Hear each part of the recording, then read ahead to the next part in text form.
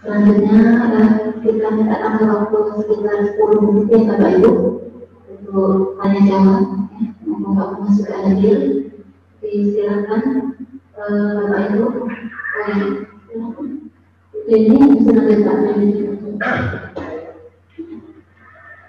Yang perlu saya tanyakan ini tadi yang berhubungan dengan undang-undang perkawinan. Jadi katanya telah disempurnakan dengan Undang-Undang Nomor 16 Tahun 2019. Sementara kita dalam pengesahan perkawinan itu masih bunyinya setelah ada dilakukan tanya jawab oleh Andika kepada kedua mempelai, itu ada bunyinya, maka Andika lokal saya telah untuk menikahkan atas dasar Undang-Undang Perkawinan Nomor 1 Tahun 1974.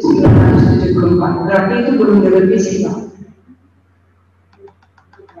Jadi pertanyaan kita, apakah Andika sendiri yang memperbaharui itu atau kita menunggu keputusan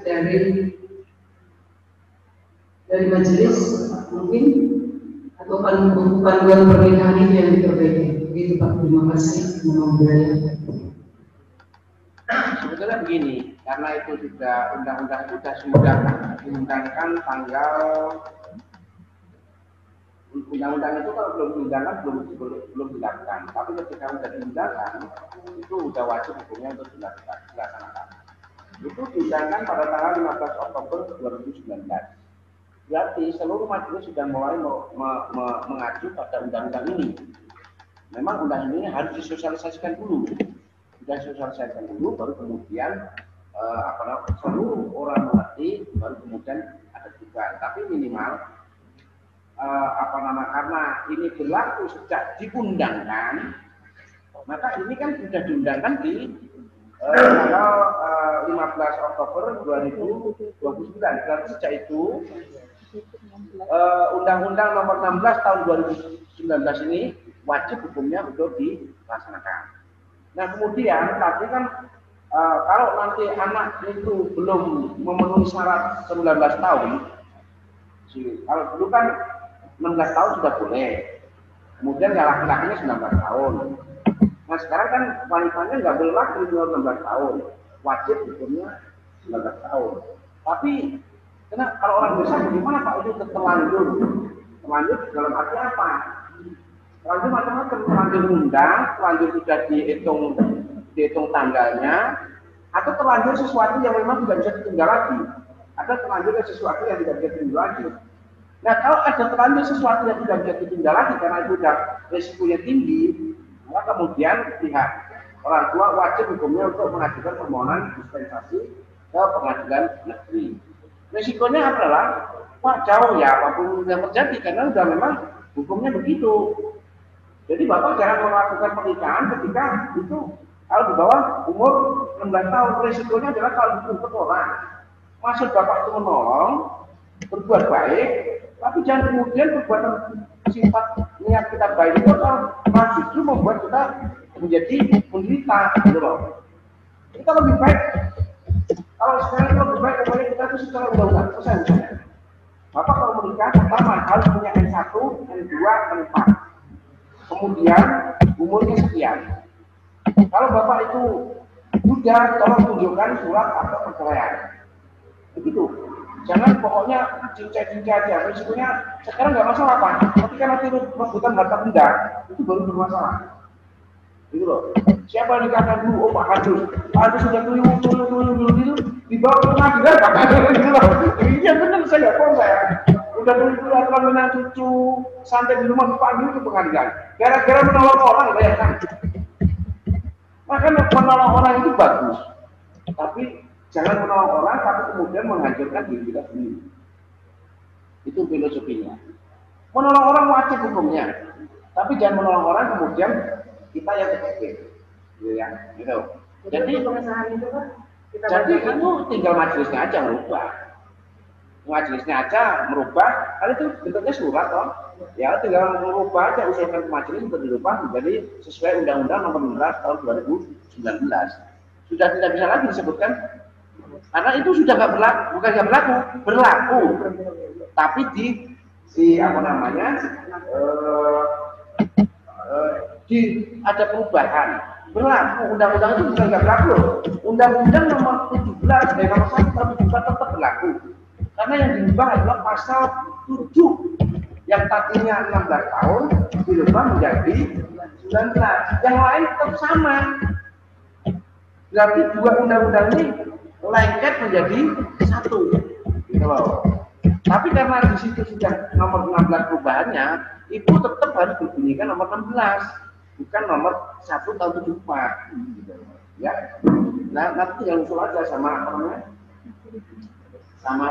Sama majelisnya merubah itu langkungnya aja. Tinggal dari semuanya harus rapi semua, tidak boleh nggak rapi. Karena risikonya adalah 10 tahun yang akan datang atau 20 tahun yang akan datang. Nah, kira itu ya. Silakan Pak Tri, langsung lanjut. Terima kasih. Namo Buddhaya. Sebenarnya pertanyaan saya juga menyangkut di pasal 7 itu, Pak. Tadi sudah Bapak jelaskan, kalau memang belum cukup 19 tahun, ya kita tinggalkan saja. Dan harus memenuhi administrasi ke pengadilan. Cuman sekarang ada permasalahan baru. Memang belum cukup 19 tahun. Tapi by insiden. Ya, kalau sekarang kalau by insiden itu apakah kita biarkan saja?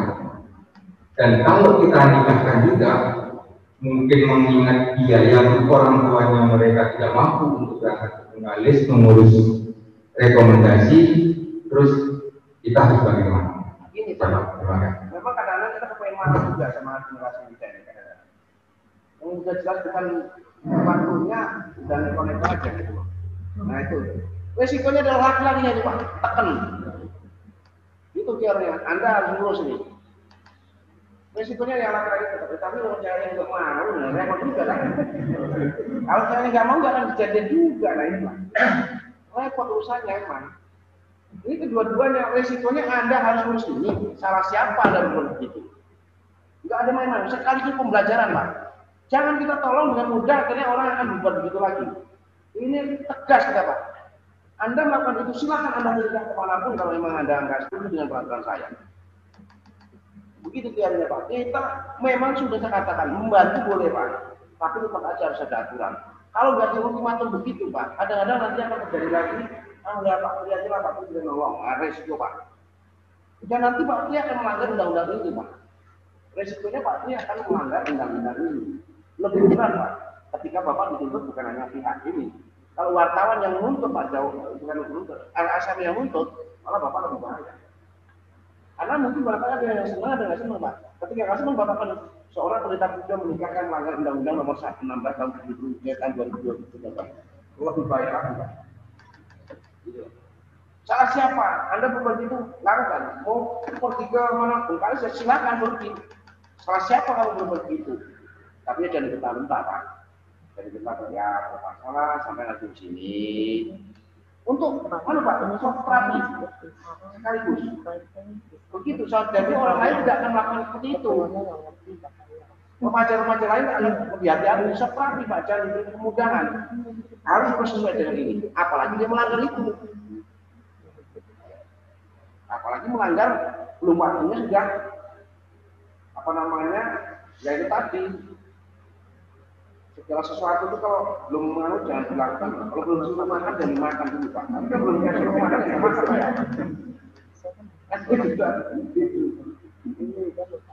Ya kalau tak makan ya teman nyolong. Nyolong kalau usaha ketahuan ya itu namanya nyolong ketahuan ya itu Pak namanya. Itu mencuri nanti ketahuan. Gitu loh. Itu mencuri ketahuan itu namanya. Ya, saya kira tegas-tegas itu aja Pak. Bukan berarti kita itu nggak mau nolong, tapi daripada nanti kita sendiri yang terjepit Pak. Kalau LSM yang bicara repot lagi Pak. Karena tidak semua orang senang dengan Bapak atau senang dengan Pak Andus. Kalau orang mau menjatuhkan Pak Andul, wah ada peluang dia menikahkan anak di bawah umur tanpa izin dari pengadilan. Wah, sudah habis tuh. Karena itu semua orang bagi yang ditolak aman dia nggak mampu. Saya nggak disembunyikan, dia nggak kena Pak, dia kena tetap pendetanya Pak. Dan nikah tetap nikmati dia perkawinannya. Malam tidur dengannya bapak ya kan ingat. Itu udah begitu Pak terapinya. Karena memang negara membuat seperti itu supaya menjadi nggak apa-apa Pak, bapak udah setuju nggak masalah. Dia kapok juga laki-lakinya itu. Tapi yang memulai urus laki-laki. Anak perempuan itu mau nggak di layu-layu, jalan itu ada pandus. Gitu. Laki-laki menjahat. Sebagian lagi. Kalau Pak Asyong bagus lagi. Nyatanya nikahnya secara resmi sekalipun nikah masalah.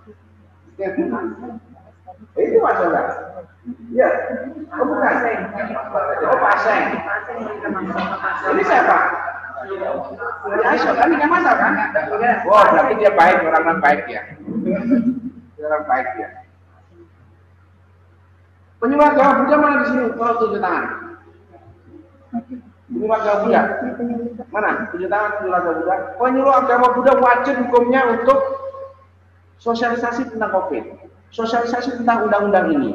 Ketika Bapak Ibu sosialisasi, ada datang hadir, itu namanya udah pembinaan. Bisa foto, itu ada sebagai laporan. Ini wajib hukumnya Ibu sosialisasikan kepada masyarakat. Kemudian termasuk COVID. Nah, Bapak Ibu membuat itu tempel di wihara dengan yang tadi saya bicarakan tadi, yang saya sampaikan, kemudian beritahu tempel itu adalah salah satu langkah kegiatan para penyuluh. Ya, jadi itu langkah penyuluh. Nanti itu sebagai laporan yang ada foto, ada daftar hadir. Nah, tentang perkawinan juga begitu, sekali-kali datang anak-anak remaja kumpulkan bahwa kawin sekarang nggak boleh lagi di bawah 19 tahun, ada fotonya, ada buat materi pembinaan. Itu langkah penyuluh itu banyak. Pembinaan jangan takut. Kadang-kadang penyuluh bingung apa Pak yang saya laporkan. Oh, datang aja ke rumah orang, menasihati tentang perkawinan itu penyuluhan. Datang ke tempat keluarga yang sedang ikut, menasihati itu penyuluhan. Datang ke tempat orang tentang bagaimana supaya kita nggak kena COVID, itu penyuluhan. Banyak Pak. Tempat orang meninggal dunia, dia sedang ceramah tentang bagaimana inilah kenyataan hidup, itu penyuluhan. Jadi banyak makanya, kayak gini nih penyuluhan. Itu ya. Jadi tolong nanti penyuluh-penyuluh itu digerakkan untuk mensosialisasikan undang-undang ini, termasuk juga siori, bagaimana dia cara mengisi siori, itu juga penyuluhan. Membantu pengisian siori, kemudian simpena itu pendidikan, udah lain lagi. Siori aja, karena umat-umat kita di daerah itu supaya ketika ada kelenteng yang belum daftar ibunya didaftarkan, mana? Oh ketinggalan mana matrisnya? Siapa itu tuanya ini? Oh saya nggak tahu ya, udah saya bantu. Itu penyuluhan. Ini lah penyuluhan. Kan ownernya udah dikirim semua kan? Sudah, tinggal laporannya. Tugasnya ada laporannya kan gitu. Benar dari Kanwil tuh Pak. Langsung dari Kanwil. Iya. Jadi dari Kanwil ya? Iya, dari Kanwil. Wajib informasi termasuk. Tanya di sini apa penyuluhannya? Penyuluh produk apa ya? Gitu. Oke ya, saya kira itu apalagi yang ditanyakan lagi. Ada, silakan Bapak Ibu yang mau bertanya. Kalau tidak ada ya sekian. Ada Pak. Jam 10 juga. Kalau Bapak Ibu nggak ada yang bertanya, ada beberapa pertanyaan diajukan ke saya, tapi saya belum bisa menjawab Pak. Mohon nanti ada solusi dari Bapak atau mungkin dari Ibu Junjun. Ini saya nggak perlu pakai mic karena kalau pakai mic yang di sini nggak jelas. Jadi supaya dengar ya Bapak Ibu suara saya ya. Yang pertama Pak, ini menanggapi yang kasus perkawinan tadi. Misalnya anak itu harus dinikahkan, tapi karena kondisi mendesak tadi kan harus ada rekomendasi dari pengadilan negeri. Nah, sedangkan permasalahan di sini pengadilan negerinya itu belum ada dan harus ke Bengkalis dan menempuh jarak yang luar biasa dan juga cukup mahal biaya. Nah, seandainya hal itu sering terjadi di daerah karena kondisi-kondisi tertentu tadi, Pak, seperti yang disampaikan Pak Tri, nggak mungkin kita biarkan. Tentu umat pun akan merasa bingung bagaimana solusinya ketika mengadu ke kami karena sudah sering ada keluhan seperti itu, Pak. Misalnya, Pak, apakah bisa misalnya kami mengambil langkah MOU dengan pengadilan negeri karena berhubung jaraknya yang cukup jauh, misalnya surat-surat nanti misalnya pengajuannya secara online karena sekarang kan modelnya online gitu ya, Pak ya.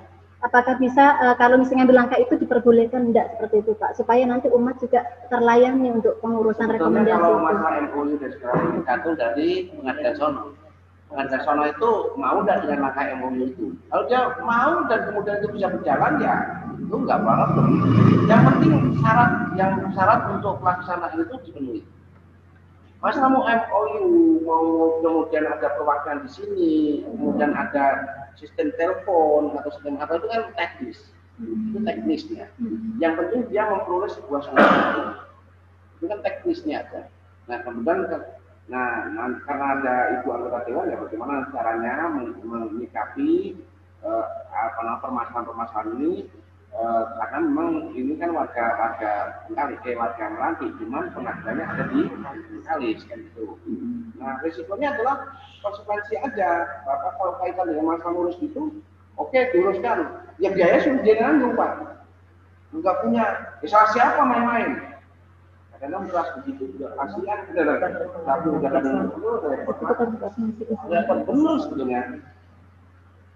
Nah, kalau yang berbuat itu orang kaya nggak masalah gitu. Itu kadang-kadang ya itulah.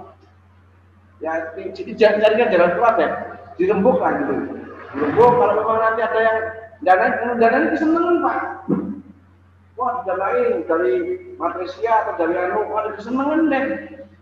Nanti yang lain akan begitu lagi. Kalau dia belum nikah karena terlanjur kayak kemarin itu nggak apa-apa. Kalau ini kan udah jelas-jelas zamannya udah zaman modern. Kalau dia mau buat itu ya resikonya dananya keluar dong untuk biaya ke sana. Jangan didanain, nggak mau, saya nggak setuju kalau Bapak mendanai. Saya justru nggak setuju. Senang nanti Pak. Nanti kalau itu jadi lagi, bagaimana juga? Pokoknya dibuat jerak supaya orang nggak mau main-main lagi seperti itu, gitu maksudnya Pak. Supaya anak muda itu kalau pacaran ya pacaran yang lurus gitu loh. Jangan bermain yang aneh-aneh sehingga menyebabkan begitu gitu loh. Ini juga subtraksi maksud saya itu. Tujuannya bukan berarti kita itu nggak tega, bukan berarti kita itu tega atau nggak tega, tetapi bagaimana sekarang kita mempunyai subtraksi, gitu loh. Jadi kalau nanti udahlah kita kasihan, kita biayai, ya kalau nanti dia aktif juga belum tentu aktif. Kalau udah sudah nggak go, tak kemana-mana, aktif juga enggak, kadang-kadang begitu. Ya kan gitu toh. Kita udah pengalaman dengan itu. Bukan berarti saya tak coba tahu keras enggak. Jengkel aja kadang-kadang. Bukan keras enggak, sebenarnya sudah kasihan. Sebetulnya kasihan juga. Tapi kalau itu satu ibu tolong, risikonya ibu akan punya masalah baru. Ketika nanti terjadi lagi, apakah ibu akan berbuat begitu lagi? Tidak bisa. Sekarang satu ini jadi contoh. Dia dirasain. Akhirnya itu nyebar nanti. Kan menjadi ketakutan yang lain gitu loh. Mas susah itu kemarin kejadiannya ribet ngurus ini segala macam, ngurus dewek. Oke Pak, bantu. Biayanya kurang balik nginep di sana, tanggung dong. Masa yang kita udah repot mengeluarkan tenaga dan segala macam, biaya nginep hotel juga kita juga kan butuh. Saya tidak setuju Bapak sebagai tokoh untuk membiayai. Biarin aja. Kalau kematian kita tolong Pak. Kalau sakit tidak tolong Pak. Ini bukan sakit Pak. Membuat dirinya sakit.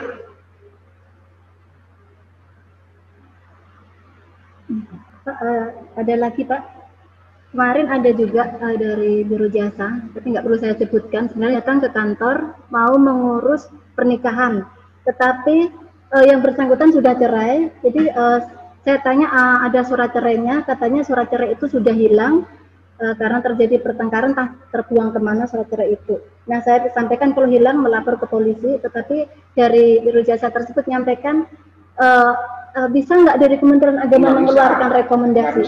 Nah, maksud saya begini Pak, misalnya mungkin kita perlu sampaikan ke Bapak Ibu selaku tokoh majelis pengurus agama Buddha di sini juga, misalnya ada yang minta bantu untuk mengeluarkan rekom atau hal apapun yang berkaitan dengan untuk pernikahan kalau statusnya belum jelas, mohon juga ada ketegasan dan berani menolak, karena terkadang kita sudah tegas, ada juga yang mengeluarkan Pak, kadang itu menjadi peluang-peluang bagi biro jasa itu, ya, seperti yang disampaikan Bapak tadi. Pokoknya begini ya, akte itu kalau hilang bisa lapor polisi, di sana ada catatannya, nanti akan dikeluarkan kopinya, atau ada keterangan dan catatan sipil.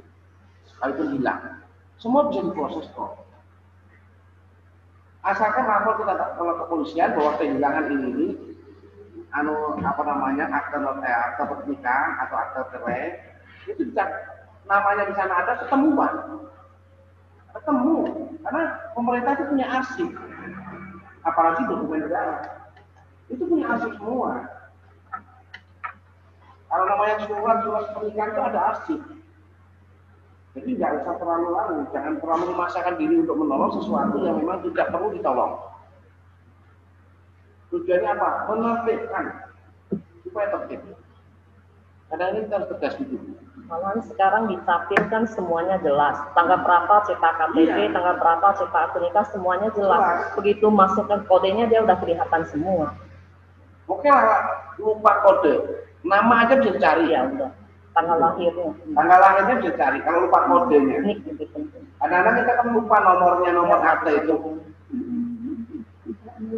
Makanya Bapak Ibu, teorinya begini, kalau sudah punya akte dokumen itu sekarang, teorinya adalah Bapak itu foto di HP ini, kemudian disimpan ke flash disk, kemana, harddisk, supaya nanti ketika hilang itu bisa lagi minimal kita tahu arsipnya. Jangan kemudian ada berkas yang harus ada yang soft copy dan hard copy. Jadi hard copy itu yang di kertas bentuknya, yang soft copy itu bentuknya yang di dalam perangkat HP atau perangkat komputer, sehingga ketika nanti hilang itu masih kita punya file gitu. Jadi jangan percaya semuanya dengan hard copy, karena mohon maaf ya, terjadi kebanjiran atau terjadi kebakaran atau terjadi apa kan hilang. Tapi kalau di sini kadang-kadang masih ada gitu. Foto juga gitu, foto Bapak juga harus ada di sini kadang-kadang gitu. Ya. Satu lagi berkaitan dengan rumah ibadah Pak. Kemarin ada dari pengurus yayasan juga ngubungin saya, misalnya yayasan itu mengurus surat tanahnya, sertifikatnya itu tidak melalui HGB, tapi langsung hak milik, itu bagaimana? Bisa enggak? Mengurusan surat tanah yayasan mau langsung hak milik, tidak bisa HGB. Saja, sepanjang yayasan itu sudah memiliki hak atas hak milik, surat sudah memiliki dari keputusan keputusan Menteri Agraria dan BPN yang menyatakan dia memiliki hak atas tanah yang dikuasai, boleh langsung otomatis, seperti kayak contohnya Bengkalis itu tidak melalui hak bangun, ya begitu dapat surat dari Badan Pertanahan dari Menteri Agraria dan BPN memiliki hak atas tanah itu, maka kemudian berproses di Kabupaten Bengkalis langsung sekarang hak milik, nggak ada namanya hak bangun. Itu pengajuannya lewat BPN sini dulu atau bagaimana? Bukan, prosesnya adalah ke saya antarkan ke Dirjen nanti dibawa ke Badan Pertanahan, Menteri Agraria dan BPN, bisa nanti diproses. Sekarang contohnya Bapak memiliki berapa lahan tanahnya, itu sudah terdaftar. Contohnya 1 hektar atau setengah hektar, itu data-data itu sudah terdaftar di sini. Nanti kemudian dikeluarkan yayasan itu mempunyai hak atas tanah dan bangunan, atas tanah seluas ini. Jadi tinggal proses. Itu enggak lalu hak guna bangun lagi. Tetapi Bapak, kalau semuanya Bapak tidak memiliki itu, dari hak milik turun menjadi hak guna bangun. Contohnya, ini Pak Ambrus punya yayasan, beli tanah dari Pak Yayasan. Punya Pak Yayasan punya hak milik ini, betul-betul hak milik itu sertifikatnya. Begitu dibeli yayasan, dimasukkan ke yayasan. Kalau yayasan itu belum memiliki hak atas tanah setelah SK dari Badan Agraria dan BPN, maka dari hak milik itu turun menjadi hak guna bangun. masuk ke yayasan. Oleh karena itu maka akan turun. Turun menjadi hak milik, kalau turun menjadi hak bina bangun kan lebih rendah.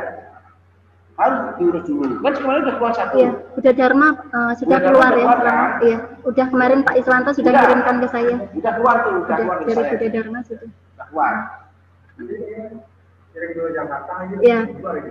Sudah Romo, udah di-WA-kan ke saya surat penunjukan. Dari sini udah keluar dari Badan Pertanahan Agraria. Udah.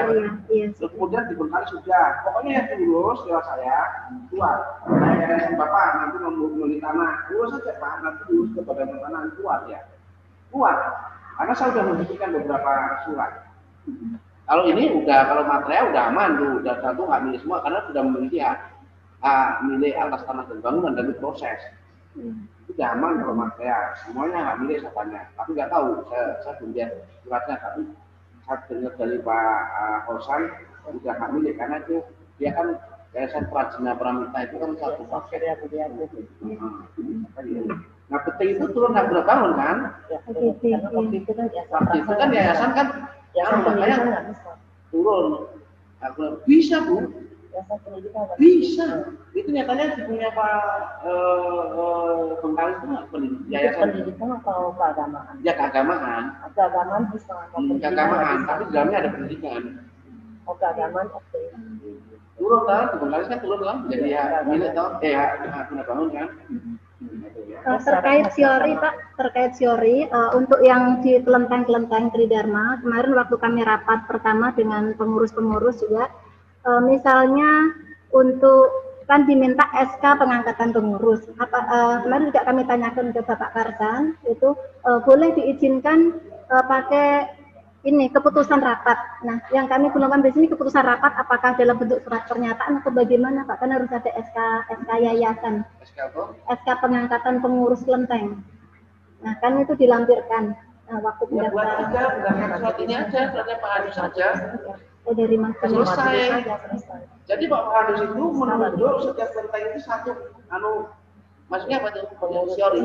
Untuk pendaftaran Siori itu yang kelenteng Tridharma. SK pengurus dari Pak Adus. Berarti dari majelis ya. Dari Pak Adus saja. Atau kalau enggak ya dari rapat pengurus itu sendiri. Dari rapat pengurus diajukan ke Pak Adus. Rapat pengurus. Udah di-SK-kan di situ. Atau mungkin gini ya, dari rapat pengurus kelenteng hasilnya apa terus diajukan Pak Handos terus dikeluarkan SK-nya. Nah, SK-nya dari Pak Handos juga boleh. SK-nya dari Pak Handos boleh. SK-nya kayak di sebetulnya SK itu terserah mau dibuat dari Pak Handos boleh, dari pengurus itu sendiri boleh. Kalau ini SK-nya nggak tahu dari mana. Majelis, itu seluruh dari sana. Jadi kelenteng ini SK-kan namanya ketua ini, kalau bendara. SK-nya dari Pak Handos semua. Tidak selesai. Hal itu nggak ada masalah Pak, itu membantu. Kalau ingat tadi itu, saya memang betul-betul supaya sok lagi. Anak muda itu jangan terlalu bermain kasihan nanti anak-anak kita yang cewek kasihan. Ya kalau jadi nggak jadi itu bukan psikologis yang berat, gitu loh, bukan psikologis yang berat. Nah kita harus shock terapi, pendidikan moral harus dengan shock terapi, gitu loh. Supaya dia merasa sulit begitu kejadian begitu sulitnya saya. Jangan kemudian tidak kejadian dimudahkan. Oh, senang betul ya. Bukan masalah apa, kalau mudah nggak membantu, bukan membantu. Proses hukum yang jalan. Ini, nah itu untuk melindungi kita itu kuncinya ya. Ini loh saya nggak berani ada ini. Kalau saya lakukan, kalau ini nggak, saya bisa tuntut. Ini loh pasal 7. Nah itu alatnya ini Pak. Jadi kita nggak bisa lakukan. Oh, kalau udah membantu, ini loh kami nggak bisa melawan ini. Nggak bisa melawan undang-undang ini gitu loh. Itu teorinya. Jadi bukan berarti kita tidak membantu. Ini loh sulit. Harus izin pemandinan. Kalau saya melawan ini saya dituntut oleh orang lain. Nanti Pak Andis harus nanti memang kelenteng harus dinaikkan. Apa semuanya? Dimasukkan sih. Beri pengertian. Kalau kamu masih sembahyang habis di berarti pidana. Selesai. Di waktu kamu apa? Macobo, tekong, atau apa segala macam berarti itu beragam. Selesai misalnya. Makanya kemudian sekarang memang sudah pindah ke negaranya. Saya dan keluarga termasuk kita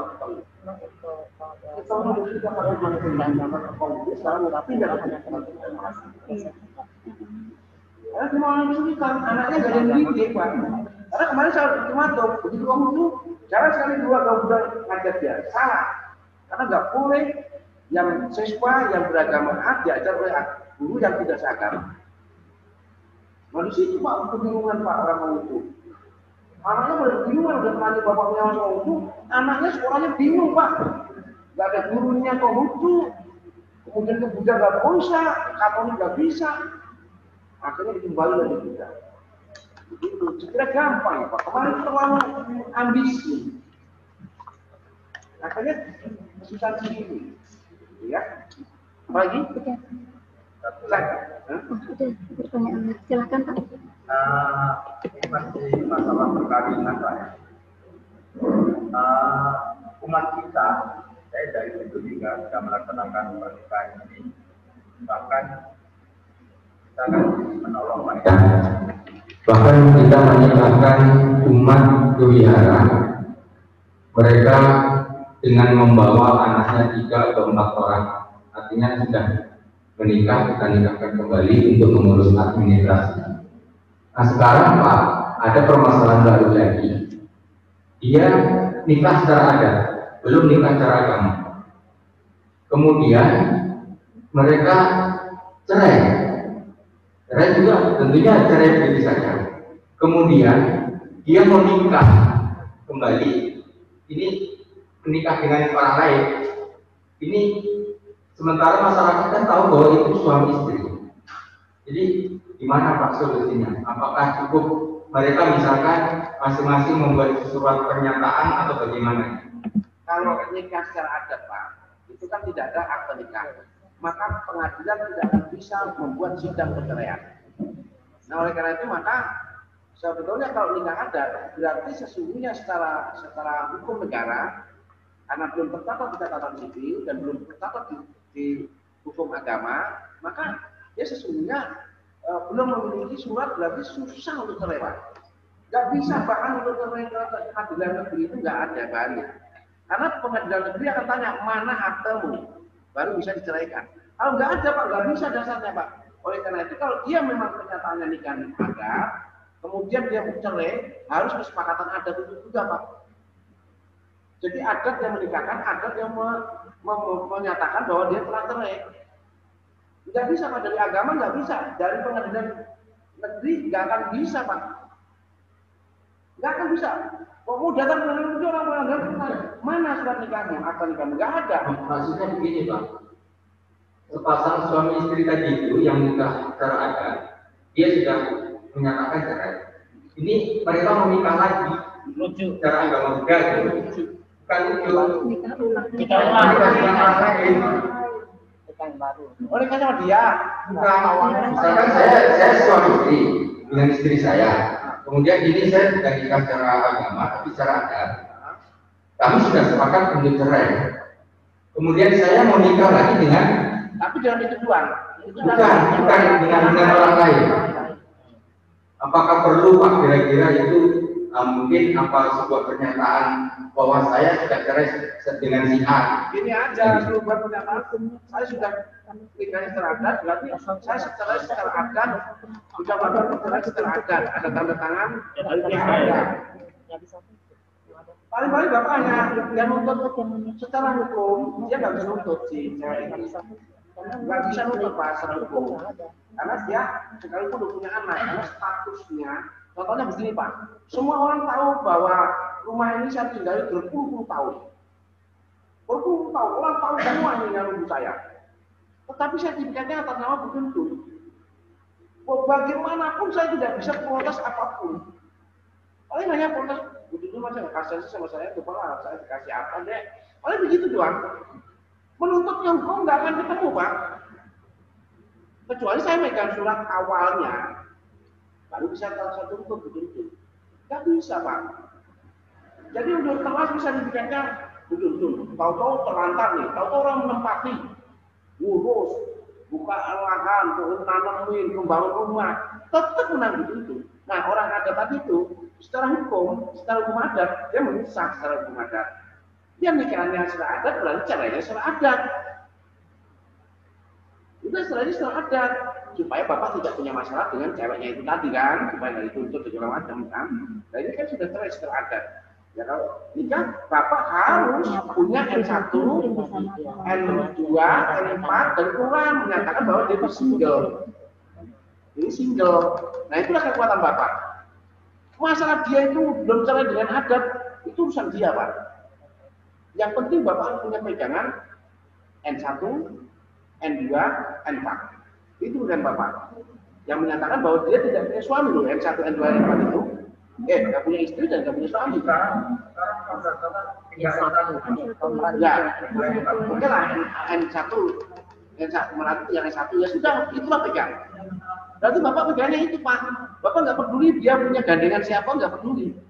Punya istri dua, istrinya nikah di bawah tangan atau nikah adat, bapak nggak peduli. Yang penting bapak bisa nggak menunjukkan ini dari RT dan kelurahan, selesai urusan bapak. Kalau bisa menunjukkan itu saya nikahkan.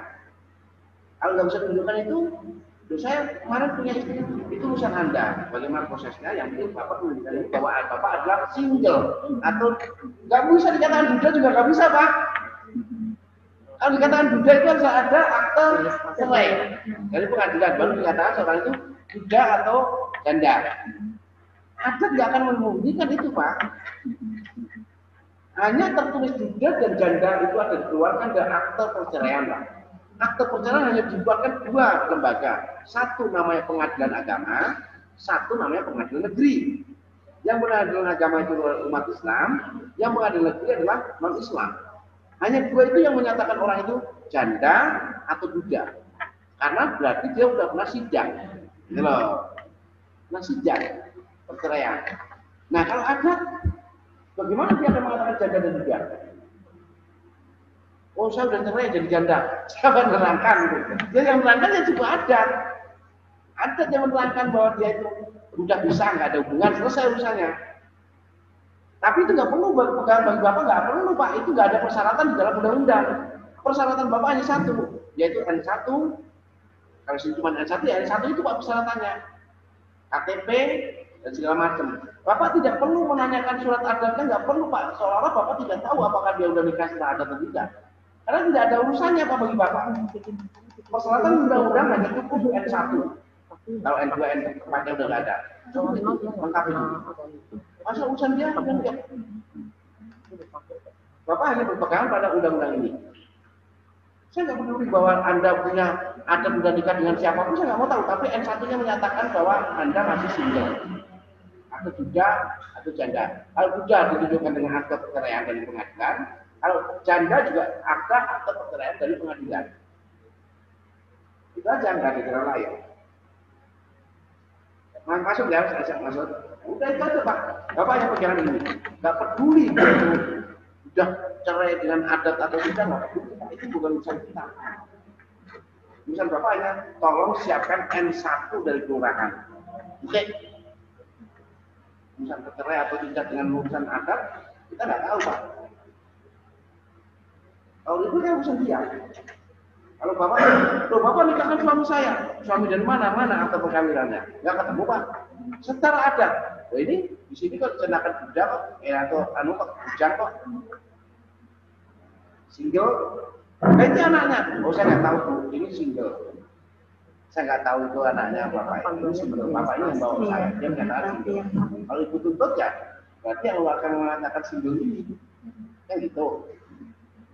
Berlindung ke itu pak. Ini dong N1. Oh sekarang N1 doang ya? Nggak ada N3, N4 ya? Oh diputuskan gitu. Pokoknya bapak ikuti aturan negara, aman bapak. Saya dari bapak punya hak itu urusan bapak bisa memberikan N1 enggak ke depan saya. Kalau bapak bisa memberikan ini, ya udah saya nikahkan, selesai saja. Wajar. Kalau tuntutan mereka, apa ya? Sama dengan pistol tanah itu ya urusan pribadi mereka. Mereka nggak tahu sertifikat ini nilainya butuh-butuh. Kalau yang mau garap itu mau ribut jadi ributnya hanya dengan butuh-butuh. Nggak bisa untuk negara atau undang-undang, udah nggak ada urusan. Masalah ini saya menguasai udah bertahun-tahun dan alami jangan Pak. Ya itu dengan mungkin Anda jalan dengan saya.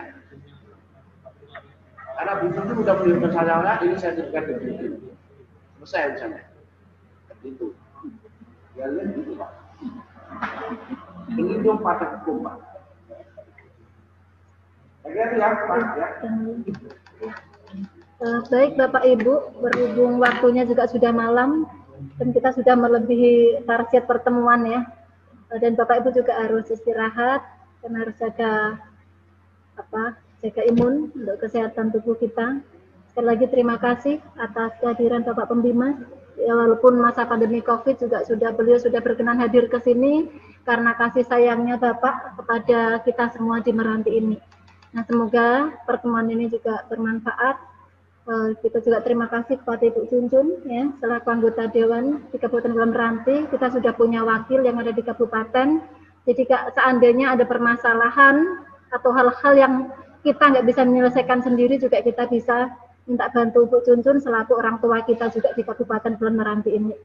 Kita beri aplaus untuk kedua pembina kita yang hadir. Dan aplaus untuk kita semua. Terima kasih kepada Bapak Ibu ya yang sudah meluangkan waktu untuk hadir di acara ini, pertemuan ini. Terima kasih pada Yayasan Buddha Dharma Romo, terima kasih atas tempatnya, terima kasih juga atas persiapannya. Kebajikan Bapak Ibu semuanya, membawa berkah bagi kita semua. Semoga kita semuanya diberkahi dengan kesehatan, kebahagiaan dan keselamatan. Sadu, sadu, sadu, sadu, sata bawa kesukitata, semoga semangat hidup berbahagia. Saya akhiri, selamat malam dan namo buddhaya. Terima kasih.